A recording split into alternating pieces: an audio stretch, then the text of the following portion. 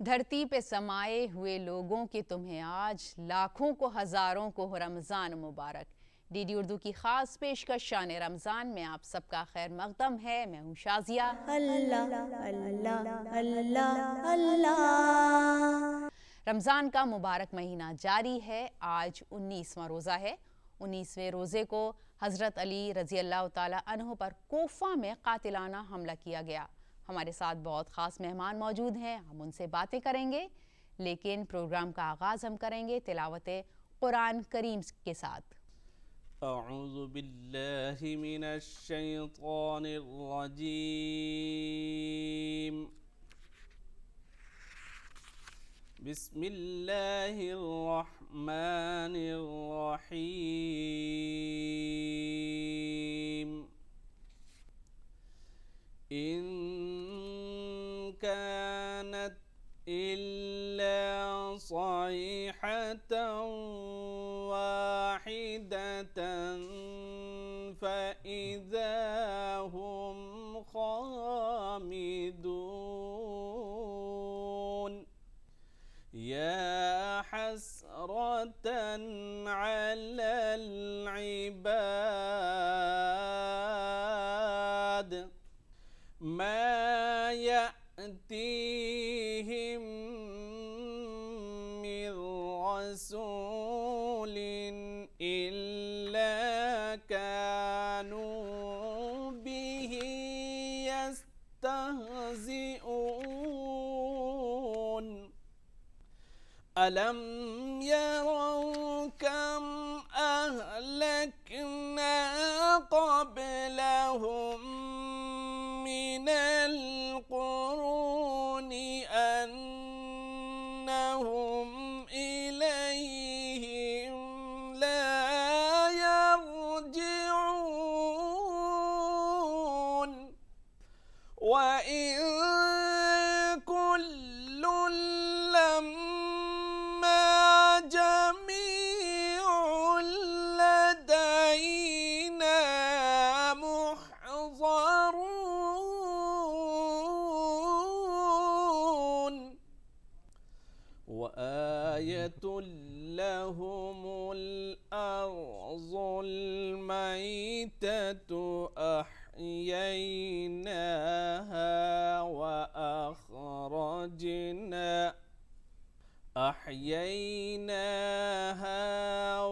अखरजना मिन्हा हब्बतन फमिन्हु यअकुलून।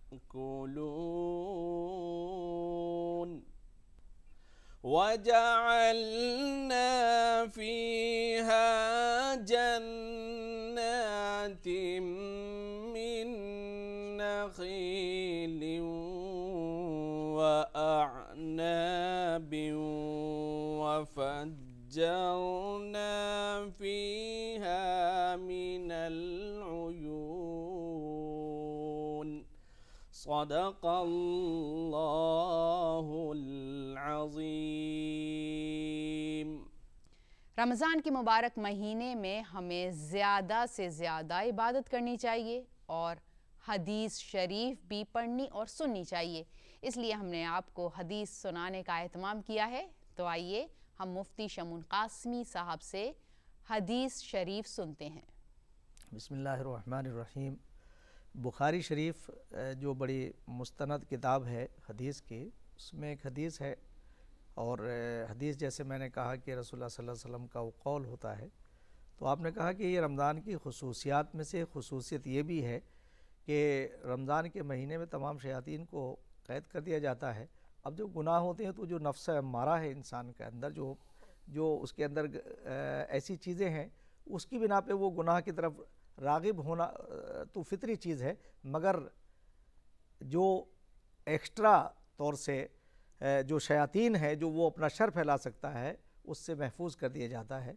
तो ये इसकी खुसूसियात में से रमज़ान की एक खुसूसियत ये भी है कि फ़र्ज़ों का सवाब जो है वो 70 गुना कर दिया जाता है और नवाफिल का फ़र्ज़ का जो सवाब है वो फ़र्ज़ के बराबर हो जाता है। तो इसलिए आम दिनों से और ख़ास दिनों में ये चेंजेस हैं, ये तब्दीलियाँ हैं और इन तब्दीलियों से हमें फ़ायदा उठाना चाहिए और उसका फ़ायदा ये है कि जितनी हम नेकियां इख्तियार करेंगे उतना हमारे अजर में इजाफ़ा होगा। और यकीनी तौर से कि दुनिया तो एक आर्जी है, ये टेम्परेरी है, यहाँ मुस्तकिल किसी का क़याम नहीं है। हमारे बड़े आए वो भी चले गए, ना ये किसी का है ना यहाँ कोई रहेगा। और बल्कि कुरान पाक के अंदर अल्लाह पाक ने फरमाया तिलकल अय्याम नुदाविलुहा बैनन्नास, ये चेंजेस होते रहेंगे, कभी शाम होती है कभी सुबह होती है। अभी कुछ दिन पहले बहुत ठंड थी और अब गर्मी है। तो ये अल्लाह का निज़ाम है और अल्लाह को समझने के लिए उसकी कायनात के अंदर जो चेंजेस होते हैं उसे एक अच्छा इंसान, समझदार इंसान, अगर उसके अंदर अल्लाह ने समझ अता की है और वो इंसानी अक़दार को जानता है तो वो इन सारी बातों से बहुत अच्छी तरह से अपने आप को एक अच्छा इंसान बना सकता है। यही हमें रमज़ान का ये महीना एक पैगाम देता है कि हम अच्छी ज़िंदगी को गुजारने के लिए एक रमज़ान की अहमियत को जानें और रसूलुल्लाह सल्लल्लाहु अलैहि वसल्लम ने जिस तरह से हमें अहकामात हमारे लिए जारी किए हैं उसके मुताबिक हम अमल करें। हम नवाफिल को ज़्यादा से ज़्यादा बढ़ाएं और फ़र्ज़ को जो हमारी ज़िंदगी में छूट गए हैं उसे हम ज़्यादा उसे हम अदा करें। तो इंशाअल्लाह हमारी नेकियां गुनाहों से, जो हमारे गुनाह हैं उसके ऊपर गालिब आ जाएगी और जब हम गुनाहों से बचेंगे तो बारी ताला की रहमत के हम हकदार होंगे और उसकी रहमतें हर इंसान के लिए बराबर हैं। वो तो कहते हैं कि तू ही नादा चंद कलियों पर कनात कर गया वरना गुलशन में इलाज तंगी दामा भी है। तो इसलिए मैं ये बात कहना चाहूँगा कि हमें इन अय्याम की कद्र कीमत को पहचानना चाहिए और अपने आप को एक अच्छा इंसान बनाने के लिए हमें नेक राह पर चलना चाहिए। और ये नेक राह हमारी ज़िंदगी में आई है। बहुत सारे हमारे ऐसे लोग हैं जो इस दौर हमारे इस रमज़ान से आने से पहले ही चले गए, उन्हें ये मौका ही नहीं मिला। तो ये ज़िंदगी जब तक है, जब तक अच्छे और बुरे काम करने का हमें इख्तियार है, और जब हमारी ज़िंदगी ख़त्म हो जाएगी तो हमारे अच्छे काम और ख़राब काम सब ख़त्म हो जाएंगे। तो ये मौका है हमें एक अच्छा इंसान बनने के लिए। हम इस रमज़ान के महीने की हमें कदर करनी चाहिए और इसके अंदर हमें ज़्यादा से ज़्यादा हमें अल्लाह की इबादत में मशगूल रहना चाहिए। यही पैगाम रसूलुल्लाह सल्लल्लाहु अलैहि वसल्लम ने अपने उम्मतियों को दिया है। हिंदुस्तान की तहज़ीब में अक़ीदत और एहतराम का रंग बहुत नुमायाँ है और ये हमारे मुल्क का इम्तियाज़ भी है, जिसमें रंग, नस्ल और मज़हब की कोई क़ैद नहीं।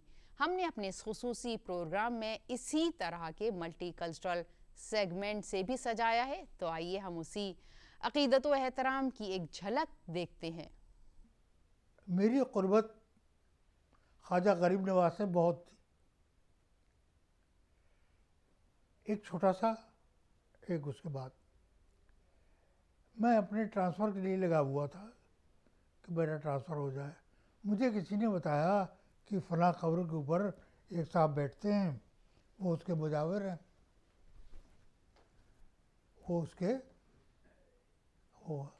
मैं उनसे मिलने के लिए गया तो उन्होंने पत्थर रखे हुए थे मज़ार के चारों तरफ। एक कब्र थी, उसके चारों तरफ पत्थर। आगे वाला पत्थर उससे सवाल करते, बड़ी दाढ़ी, आँखों में सुरमा, लंबी टोपी है, चौपड़ता रुमाल, और वो जब होती तो कहते थे या ख्वाजा, या ख्वाजा। जब वो मेरे पास तक आए तो उन्होंने मेरा चेहरा देखा और उनका ए लड़के, तुझमें अब वो अक़ीदत नहीं है जिससे तू आया था। मैंने कहा नहीं है। क्यों? मैंने कहा जहाँ से आप रोशनी लेते हैं वहाँ मेरी रसाई है। मेरी ख्वाजा गरीब नवाज से डायरेक्ट रसाई है, मुझे आपकी ज़रूरत नहीं है। तो साहब उसने एक नींबू के 2 टुकड़े किए, दोनों टुकड़े उसने निचोड़ दिए और आगे बढ़ गया। अब जिन साहब के साथ गया था उन्होंने मुझे बहुत डांटा, या तो तुम्हें जाना ही नहीं चाहिए था। मैंने कहा यार हर बात में तो ख्वाजा करता है, अरे हमारी वहाँ डायरेक्ट जान पहचान। जान पहचान का लफ्ज़ मैंने अभी इस्तेमाल किया, ख्वाजा साहब से जान पहचान। हुआ ये कि अनीस नियाज़ी का मैंने आपसे पहले जिक्र किया था।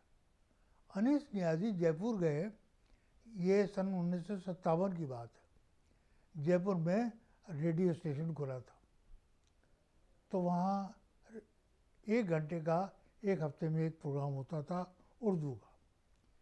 तो इसने क्या तिकड़म लगाई वहाँ पता नहीं, ये वहाँ से एक कॉन्ट्रैक्ट ले आया अनीस, और पूरे अजमेर को दिखाया उसने, देखो मैं रेडियो से, देखो मैं रेडियो बड़ी चीज़ थी, बहुत बड़ी चीज़।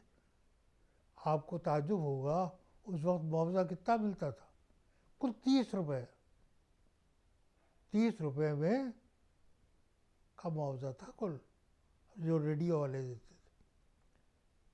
अब मुझे बड़ा बुरा लगा, और उसने कहा कि मैं खादिम हूँ,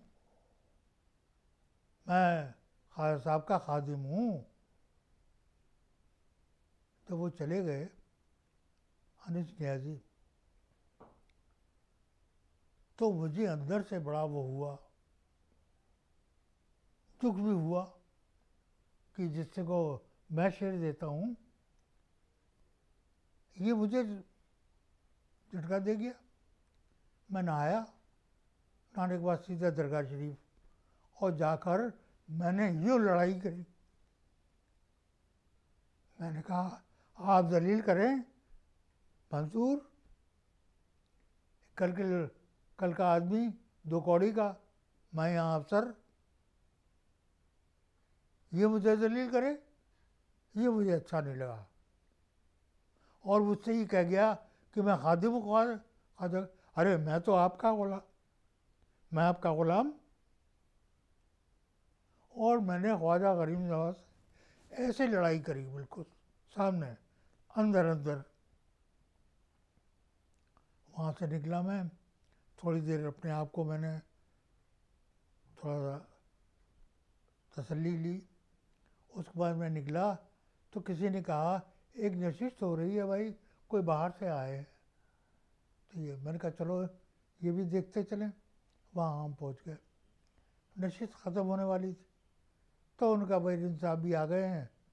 अब चूँकि मेरे अफसर साहब आई, तो मुझे ऐसा तो कर नहीं सकते थे कि मैं जाऊँ और वो मुझे पढ़वाए नहीं, ये तो हो नहीं सकता। चुनाचे में गया, अतर सिद्दीकी पढ़वा रहे थे, तो उन्होंने कहा रिन साहब हमारे आ गए हैं, अच्छे शायर है, ये वो, इनको भी आप सुन लें। वहाँ मैंने अपनी 2 गज़लें पढ़ी। मुशायरा ख़त्म हुआ तो वो लंबे से थे, गोरे चिट्टे से, रेडियो स्टेशन, मुझे मालूम हुआ कि वो असिस्टेंट डायरेक्टर है रेडियो स्टेशन का, जयपुर रेडियो स्टेशन। उनका नाम था मिस्टर एन.आर. टंडन। क्या उर्दू के आदमी, एन.आर. टंडन, खूब बढ़िया उर्दू बोलते थे। उन्होंने मुझसे इशारा किया कि आपको कुछ जल्दी तो नहीं है। मैंने कहा नहीं। खाना, मैंने कहा तो होटल में खाता हूँ, कल क्या रुके जाइए। थोड़ी देर बाद उनसे कहा आप मेरे साथ सर्किट हाउस चलेंगे। मैंने कहा चलूँगा। मैं सर्किट हाउस उनके साथ गया। उनका कुछ और सुनाइए, मैंने कुछ और गज़ल सुनाई उनकी, बड़ा जोश था। चुनाचे वो खुश हुए और उन्होंने कहा कि हम आपको एक प्रोग्राम देते हैं। तो वो उन्होंने अपने स्टेनो को बुलाया और कहा इनको एक प्रोग्राम दो, और पहला प्रोग्राम इनको दो। यानी मेरी पहुंच ख्वाजा गरीब नवाज के पास डायरेक्ट। अब मैंने कॉन्ट्रैक्ट लिया भैया, लेके बजाय इसके मैं घर जाऊँ, मैं तो सब भूल गया।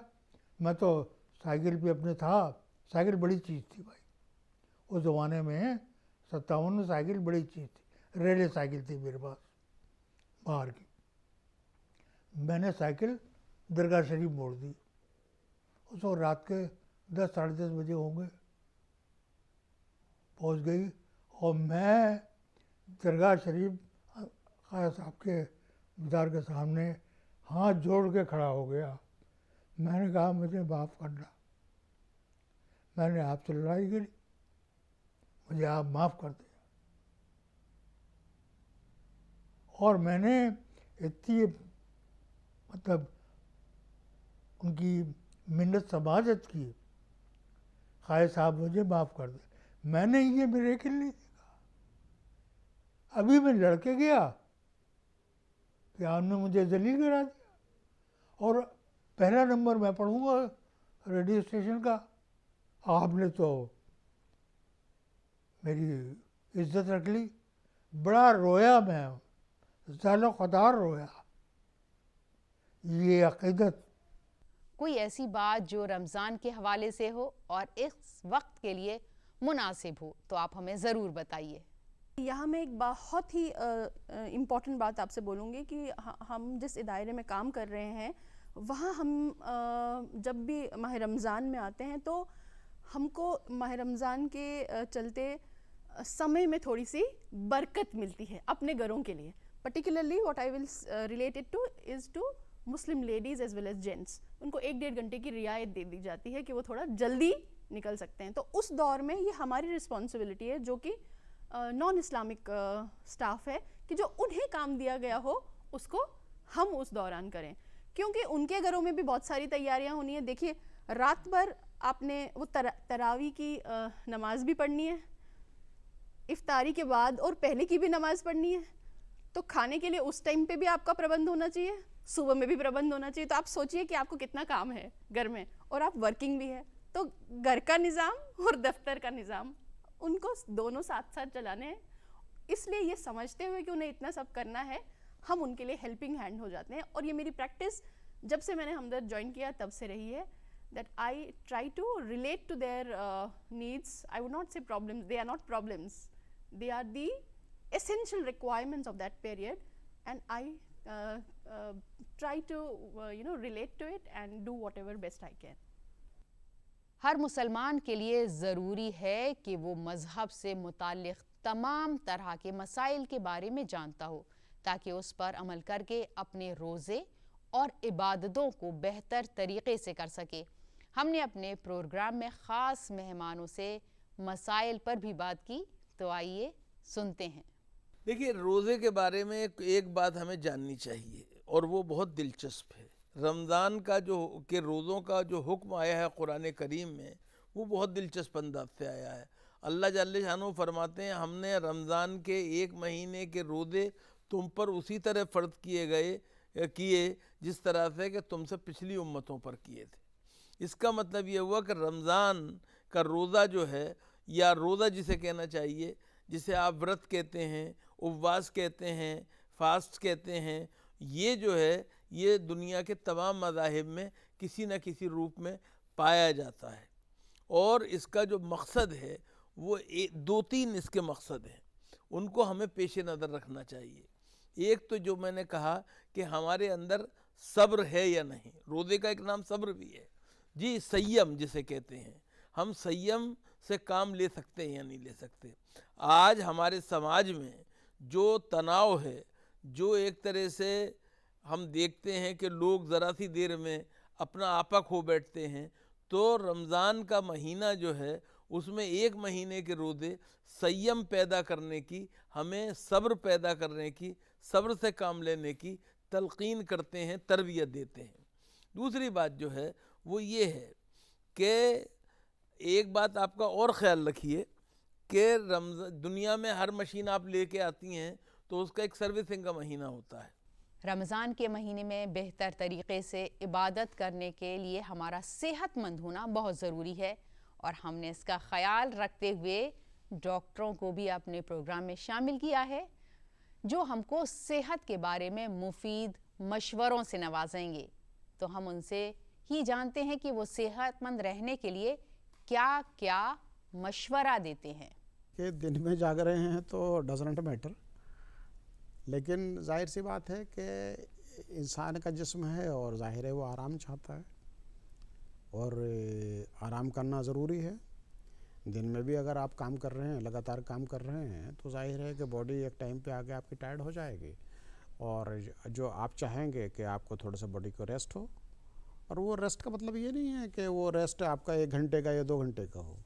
इवन 15 मिनट का बॉडी को रेस्ट देना, 15 मिनट रिलैक्स हो जाना, आंखें बंद करके बैठ जाना, अपनी तवज्जो काम से हटा लेना, आपको रिजुवेनेट करने के लिए काफ़ी होता है आपकी बॉडी को। जहाँ तक आप बात कर रहे हैं कितने घंटे सोना चाहिए, ये अपने आप में एक सवाल है।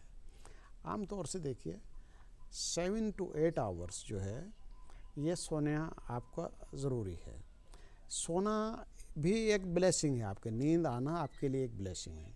जब आप सो रहे होते हैं उस टाइम आपकी बॉडी में रिपेयरिंग हो रही होती है। अगर आप नहीं सोएंगे और काम पे ही रहेंगे, अब देखिए दोनों सिचुएशन, आपने एक पहले सवाल किया था कि लोग दिन भर सो रहे हैं, काम ही नहीं कर रहे। यहाँ आप कहते हैं कितने टाइम सोना ज़रूरी है, दोनों बातों में फ़र्क है, कभी आप उससे कोरिलेट कर लें। तो सोना जितनी ज़रूरत है, आप 7 घंटे सो रहे हैं, आप 7 घंटे से 8 घंटे सो रहे हैं, 6 घंटे, वो बॉडी की रिपेयर के लिए ज़रूरी है कि बॉडी की आपकी रिपेयरिंग हो रही है। तो सोना तो ज़रूरी है, लेकिन अगर थोड़ा बहुत उसमें कम ज़्यादा हो जाए तो तब भी कोई ऐसा हर्ज नहीं है कि आप 6 घंटे सोए हैं, लेकिन सोना मस्ट है और सोना चाहिए।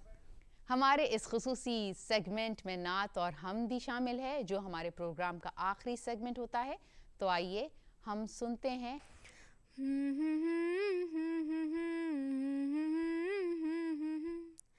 ठंडी ठंडी हवा रहमतों की चली, ठंडी ठंडी हवा रहमतों की चली, बन के मौजे करम मुस्तफ़ा गए, बन के मौजे करम मुस्तफ़ा गए।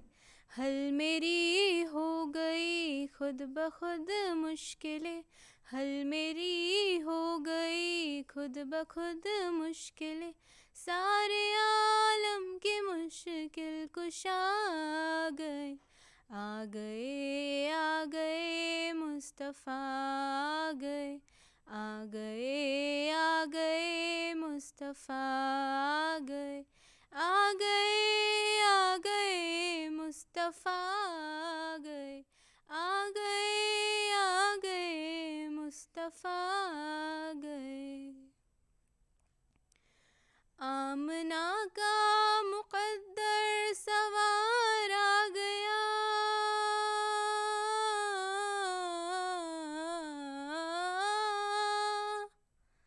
आमना का मुक़द्दर सवार आ गया, गोद में चाँद जिसकी उतार आ गया, गोद में चाँद जिसकी उतार आ गया। हूरो हुल्मा सलामी को झुकने लगे, हूरो हुल्मा सलामी को झुकने लगे, पढ़ते रिज़वान सल्ले अला गए, पढ़ते रिज़वान सल्ले अला गए, आ गए मुस्तफ़ा आ गए, आ गए मुस्तफ़ा आ गए, आ गए मुस्तफ़ा आ गए, आ गए मुस्तफ़ा आ गए। दोनों आलम की किस्मत बदलने लगी,